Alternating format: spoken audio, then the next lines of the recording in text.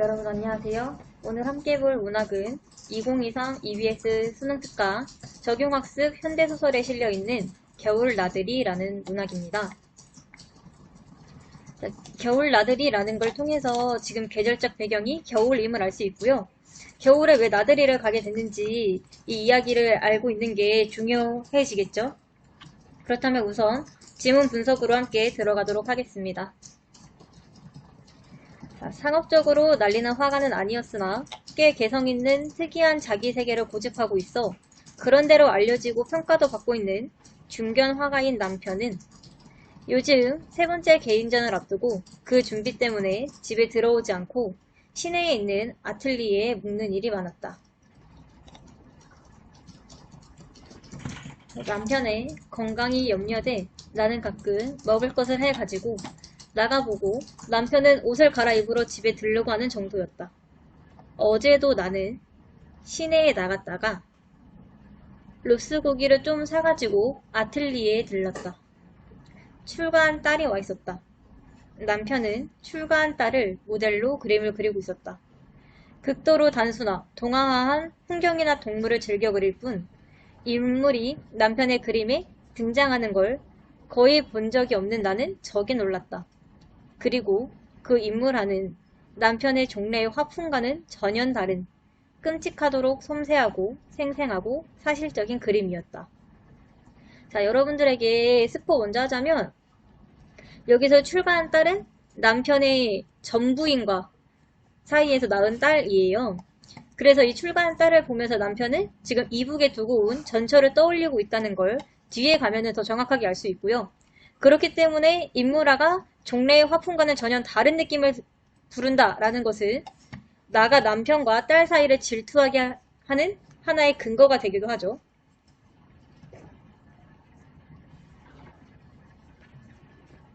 그렇게 똑같이 닮게 그린 그림이 좋은가 나쁜가는 둘째고 나는 울컥 혐오감부터 느꼈다. 콩까지 옮아붙은 영정을 보는 느낌이었다. 더욱 질린 건 모델인 딸과 화가인 남편이 이루고 있는 미묘한 분위기였다. 부드럽고 따숩고 만족한 교감은 사랑하는 부녀 사이의 그것으로서 이해할 수 있었으나 부녀 이상의 비밀스러운 무엇인가가 있었다. 둘이만 친하고 싶은 눈치가 역력했다. 둘은 나를 예의 바르게 반겼는데도 나는 밀려난 것처럼 느꼈다.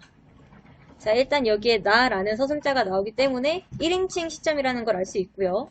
지금 첫 번째 문단에서는 그렇게 중요한 내용은 없었는데 남편과 출가한 딸 사이에서 소외감 그리고 질투감을 느끼는 서술자인 내가 등장하죠. 출가해서 3년째 갓 돌 지난 처제를 두고 있는 딸은 처녀 때와는 또 다른 윤택하고 기품 있는 아름다움으로 소파에 단정히 앉아 있었다.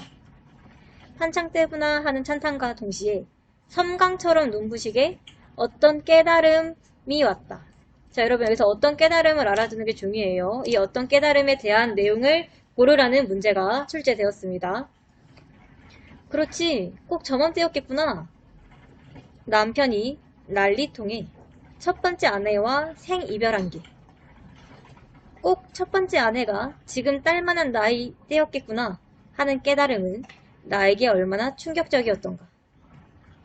자, 남편이 난리통에 첫 번째 아내랑 생이별한 거는 이 난리통에는 지금 6.25 전쟁을 나타내고요. 그리고 남편이 아내와 생이별했다는 점을 통해서 남편 또한 6.25 전쟁의 피해자라는 옳은 선지가 출제되었습니다. 그래서 나는 어떤 깨달음을 하나 얻었죠? 그게 바로 남편이 딸을 통해서 전처를 떠올리고 있다는 생각이었고요. 그렇기 때문에 이제 앞 문단에서 나왔던 뭐 인물화의 화풍이 전혀 달라졌다 아니면 둘 사이에 무언가 미묘한 분위기가 흘렀다 라는 게 다 설명이 되는 거죠. 더군다나 딸은 내 친딸이 아니고 남편과 첫 번째 아내와의 사이에서 난 딸이었다. 딸은 엄마를 닮는 법이었다. 남편은 딸을 통해 이북에 두고 온 당시의 아내의 모습을 되살렸음에 틀림없다. 자, 이게 바로 내가 남편과 딸 사이를 질투하게 되는 직접적인 이유가 되는 거죠. 나는 그 여자보다 훨씬 손 아래지만 훨씬 젊단 얘기예요. 지금 옆에서 볼품없는 꼴로 늙어가는데 그 여자는 남편의 가슴속에 지금의 딸의 모습처럼 빛나는 젊음과 아름다움으로 관직돼 있었구나 싶자 질투가 독사 대가리처럼 고개를 드는 걸 느꼈다. 자, 여기서 뭐뭐처럼이라는 거 사용됐으니까 직유법 사용됐다는 거 알고 가시면 되고요. 여자의 질투를 위해선 휘어잡을 머리채가 마련돼 있어야 하는 법이다.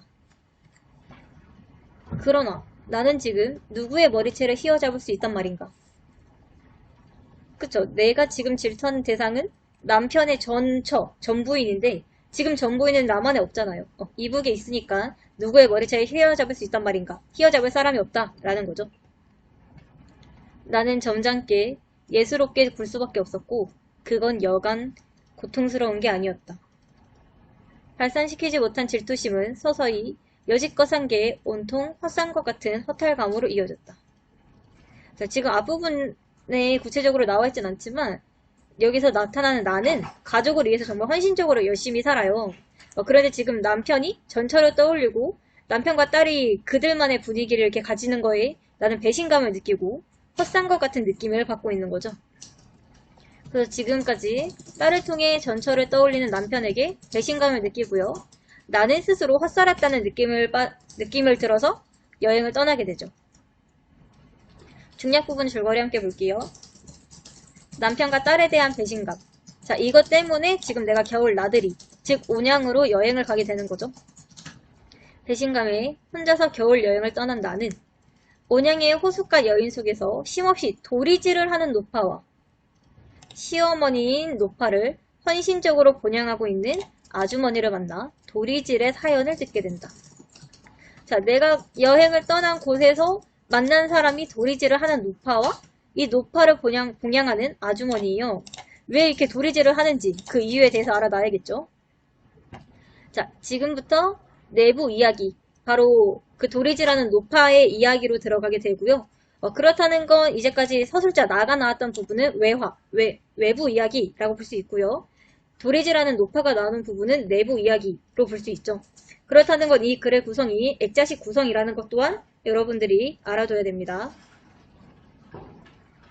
자, 난리가 났다고는 하지만 순박하던 마을 사람들이 무슨 도척의 영신이라도 원 것처럼 서로 죽이고 죽는 것 외에는 대포 소리 한 번 제대로 난 적이 없던 마을에 벼랑간 비행기가 날아와 기총 소사와 폭탄을 쉴 새 없이 퍼붓고 앞산 뒷산에서 총소리가 며칠 계속해 콩 볶듯이 나더니만 이어서 죽은 듯한 정적이 왔다.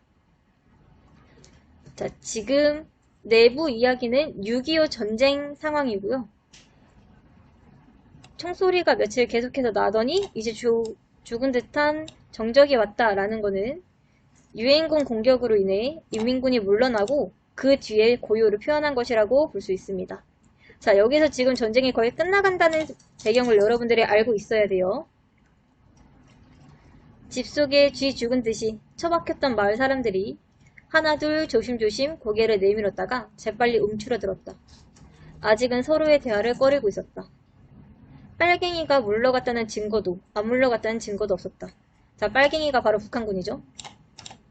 그쪽에 붙어서 새도 부리던 패거리들의 모습은 안 보였지만 인민위원회가 쓰던 이장진 마당 깃대 꼬시엔 아직도 그쪽 개가 펄럭대고 있었으니 말이다. 자, 여러분, 인민위원회, 빨갱이 이런 걸 통해서 우리 이때 시대 상황, 6.25 전쟁임을 알 수 있는 거죠. 어쨌든 지금의 시대 상황은 6.25 전쟁이 거의 끝나가는 그 상황인 걸 알 수 있어요.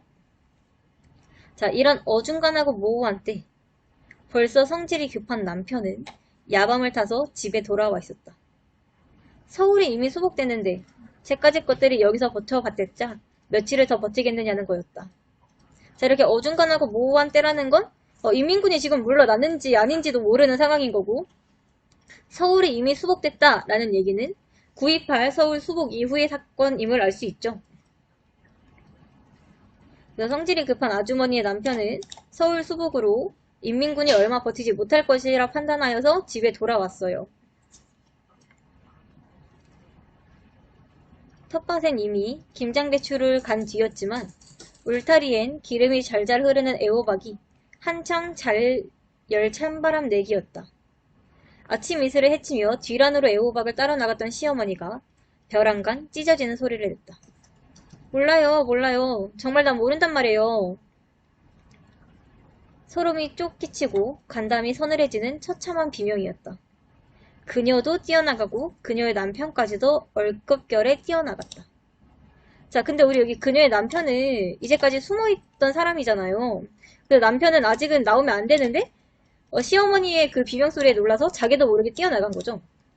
그리고 여기서는 나라는 서술자가 등장하지 않기 때문에 내화에서의 서술자는 3인칭 전지적 작가 시점임을 알 수 있죠.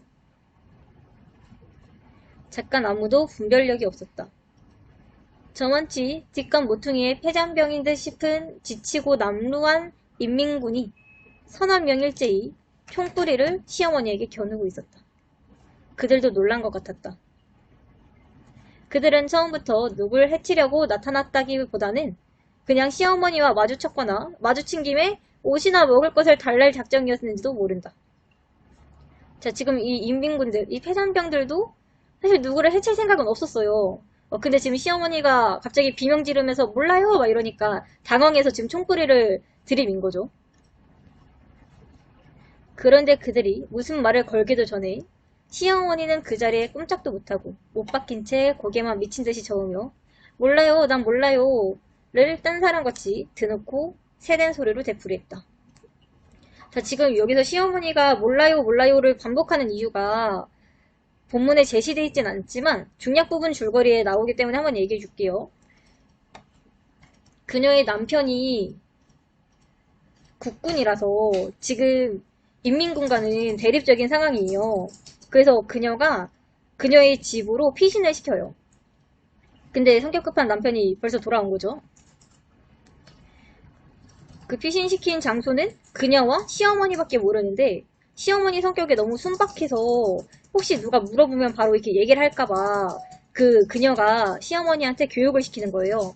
누가 뭘 묻든 뭐 예쁜이 할머니든 뭐 개똥이 할머니든 누가 묻든 어머니는 절대 모른다 해야 된다. 그거를 지금 기억하고 시어머니가 뭘 묻기도 전에 몰라요 난 몰라요 이거를 계속 반복하고 있는 거죠. 폐잔병 중 한 사람의 눈에 살기가 번뜩이는가 하는 순간 총이 그녀의 남편을 향해 난사됐다. 자, 그래서 그녀의 남편이요. 시어머니의 아들이고요. 외화 부분에선 아주머니의 남편이 되는 거죠. 그녀의 남편은 처참한 모습으로 나동그라지고 그들도 어디론지 도망쳤다. 이런 일은 일순에 일어났다. 지금 시어머니의 그 몰라요 몰라요 라는 반응 때문에 아들이 죽게 됐다 라는 거 꼭 기억하셔야 돼요. 그 후 거의 실성하다시피 한 시어머니를 그쵸 실성할 수밖에 없죠. 아들을 죽게 만들었다는 죄책감 때문에 지금 실성한 거죠. 오랫동안 극진히 봉양한 끝에 어느 만큼 회복은 됐지만 그때 뒷감 모퉁이에서 죽길 길을 쓰고 흔들어대던 도리질만은 그때 같은 방력만 가셨다 뿐 멈출 줄 모르는 고질병이 되고 말았다. 그래서 도리도리 할머니라는 이 동네 명물 할머니가 됐다. 여러분들은 여기서 시어머니가 도리질을 하는 이유를 무조건 알고 계셔야 합니다. 도리질의 의미를 묻는 문제가 자주 출제되었고 아들을 잃은 충격, 한 슬픔, 자식에 대한 사랑, 6.25 전쟁과 군단의 상처가 아직까지 남아있다는 것을 의미함을 여러분들은 알고 있어야 됩니다. 네, 본문 내용은 여기서 마무리되지만 그 후의 내용은 그 외화 부분에 나 있잖아요. 그 남편이랑 딸한테 배신감 느껴서 온양으로 온다. 그 나이가 이 아주머니랑 도리도리 할머니에게 느끼는 그 사랑, 가족에 대한 사랑을 느끼고 다시 서울로 돌아가게 돼요. 그래서 이 작품의 주제 의식은 가족에 대한 사랑으로 상처를 치유할 수 있음을 보여주고 있다는 거 여러분들이 함께 기억하고 있으면 좋겠습니다. 자, 그러면 문제 3문제 정도를 풀어보고 이번 영상 마무리하도록 할게요. 자, 문제는 일단 1번 먼저 보도록 하겠습니다. 다음 보기에서 윗글의 서술상 특징에 해당하는 것만 고른 것은 이고요. 보기, 기역, 니은, 디귿, 리을, 미음까지 여러분들 보고 한번 풀어볼 시간 줄게요. 1번 함께 보도록 하겠습니다. 자, 기역. 시간의 흐름에 따라 사건을 순차적으로 서술하고 있다. 자, 근데 우리 일단 그 외화, 나 부분의 이야기는 현재지만 내화, 그 도리도리 할머니의 그 사정을 얘기하는 부분은 과거이기 때문에 시간 흐름에 따라서 순차적으로 서술하는 게 아니라 역순행적으로 서술하고 있음을 알 수 있죠. 때문에 기억 아니고 니은, 서술자가 작품 속에서 자신의 생각을 직접 드러내고 있다. 자, 일단 나라는 서술자가 작품 속에 드러나고 자신의 생각을 직접 드러내기 때문에 니은은 적절하다고 할 수 있고요.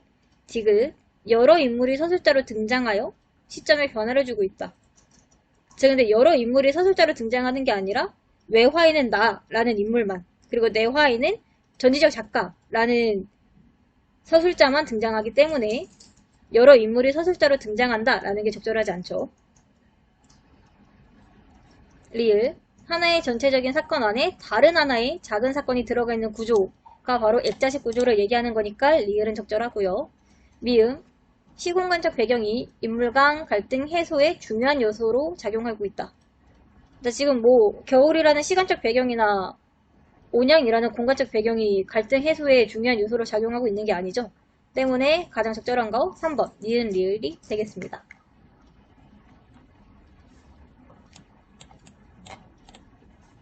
바로 2번 문제 보도록 할게요. 자, 보기는 나와 아주머니와의 가상의 라디오 인터뷰고요. 소설 내용에 비추어 적절하지 않은 거 고르는 겁니다.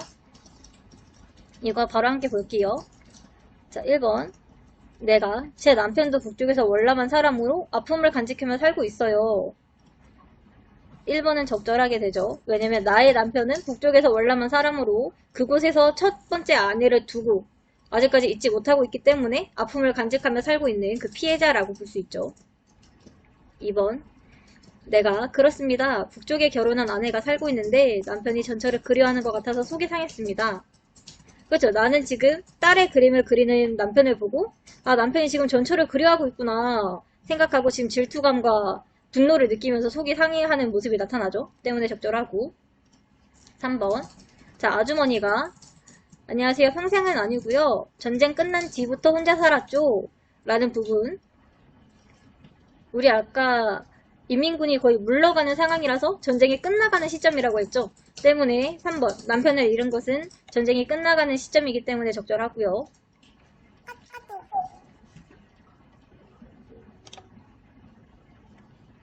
4번 아주머니가 네, 그 후로는 시어머니와 둘이서 살아왔지요. 남편은 인민군 총에 맞아 죽었고 시어머니는 그 일로 저를 원망하며 평생을 도리지를 하며 사셨거든요. 자, 일단 남편이 인민군 총에 맞아 죽은 건 맞아요. 근데 시어머니가 아주머니를 원망한다라는 부분이 본문에 제시되어 있었나요? 그죠? 이런 부분 등장하지 않죠? 오히려 아주머니가 시어머니를 극진히 봉양하면서 사는 부분만 제시되어 있죠. 때문에 4번이 적절하지 않고요. 5번. 뭐 힘들어서 멀리 가버리고 싶은 생각은 해보지도 않았어요. 이 가여운 분, 요새 이 가여운 분이 시어머니죠. 정성껏 모셔야지 하는 생각만 하며 지금껏 살아왔습니다. 자, 이게 바로 맨 마지막에 열심히 봉양한 끝에 회복이 됐다. 뭐 이런 부분을 통해서 드러나는 거죠. 때문에 적절하지 않은 거 4번이라고 볼 수 있습니다. 우리가 마지막으로 볼 문제는 10번인데 10번 문제가 좀 길어서 따로 빼왔어요. 여러분들에게 보기 읽을 시간 주고 문제 보여주도록 할게요. 잠깐 읽어보세요.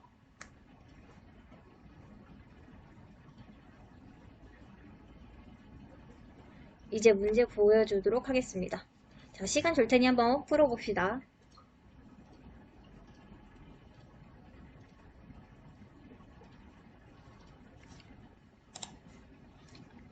자, 마지막 10번 문제도 함께 보고 마무리하도록 할게요. 자, 1번부터. 자, 보기 보면은 뭐 혹독한 추위가 계속되고 있고요. 아틀리에 창을 통해 해골 같은 가로수, 얼어붙은 보도가 내려와 있다. 뭐 을씨년스러운 도시의 겨울 풍경에 뭐 감동을 받고 왔다 라는 얘기가 나오고 중략 부분 나오고 당신 의미로는 못한 일이고 얼마나 힘이 들겠어요. 자, 여기서 당신 시어머니예요. 그 도리질 하는 게 임의로 하지 못하는 일이다. 그러니까 무의식적인 일이다 라는 거고요. 대사업을 완수하시고 돌아가시는 날까지 그거야 못 해드리겠어요? 뭐 이런 얘기가 나오고 있죠. 1번 도시의 겨울 풍경을 구체적으로 묘사한 이유가 무엇인가요? 지금 해골 같은 가로수, 얼어붙은 보도 같은 걸 통해서 구체적으로 묘사하고 있고요. 이 해골 같은 가로수나 얼어붙은 포도, 뭐 을씨년스러운 겨울 풍경 같은 것들은 다 서술자 내가 느끼는 감정을 사물에 투영시킨 거죠. 때문에 구체적 사물을 통해 간접적으로 나타내는 객관적 상관물이라고 볼 수 있고요. 2번, 액자식 구성이 무엇이죠? 자, 액자식 구성은 하나의 이야기 속에 여러 개의 이야기가 들어있는 구성으로 나의 이야기는 외부, 도리도리 할머니의 이야기는 내부 이야기, 적절하죠.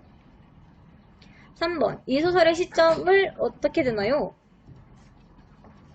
자, 이 소설의 시점은 외화 부분은 1인칭 주인공, 내화 부분은 전지적 작가 시점, 그리고 보기는 1인칭 주인공 시점이 나타나죠. 때문에 전지적 작가 입장에서 분석하는 시점을 택하고 있다라는 게 적절하지 않고요. 4번, 이 소설은 어떤 시대를 배경으로 하고 있나요? 자, 6.25 전쟁 중에 인민군에게 죽으면서 비극이 시작되고 이 소설은 6.25 전쟁을 배경으로 하고 있다고 할 수 있죠. 5번, 이 소설에 나타나는 도리질은 아들을 잃고 슬퍼하는 어머니, 그 어머니가 가지고 있는 잊지 못할 한이라는 의미를 가지고 있기 때문에 적절하지 않은 거 바로 3번이었습니다. 자, 영상 마무리하기 전에 오늘 본 이 모든 자료는 나무 아카데미에서 확인할 수 있으므로 나무 아카데미에 한번 들려주면 좋을 것 같습니다. 그러면 다음에 또 다른 문학으로 오겠습니다.